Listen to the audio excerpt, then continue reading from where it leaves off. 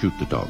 The instructor handed me a gun. He told me to shoot my dog. I raised the gun, but my mind went blank. He warned me, disobey, and I'd be disqualified. All the training, all the pain. Wasted. I closed my eyes. Flashes of everything we'd been through. Running, fighting, shooting, and that dog, always by my side. But I couldn't do it. I lowered the gun. He told me to hand it back. Instead, I turned the barrel toward him. The air froze. Then, a gunshot rang out from the next room. At least the girl's got balls.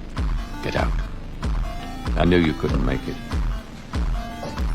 I didn't pull the trigger, but I still lost everything. I went home, looked in the mirror, didn't even recognize myself. That whole phase felt like a dream. There were 9 of us in training. Only one would make it through. The instructor made that clear. He even gave each of us a body bag. The first night, water started seeping through the floor. I woke up freezing, flipped on the light. Water had already reached my mattress. We were about to be drowned. Everyone panicked. Charlie shouted, "Use the U-shaped pipe in the toilet to breathe." Before we could react, the room flooded. People swam straight for the bathroom. They tore off the shower pipe, shoved it into the toilet, and held on for air. But I didn't go for the pipe. I swam for the door, tried to break it open. It wouldn't budge, sealed shut like steel. So I swam to the others. Some stared me down. They thought I was coming to take their air pipe, but I kept going. I headed straight for the glass panel in the back, and I started punching it, one hit after another.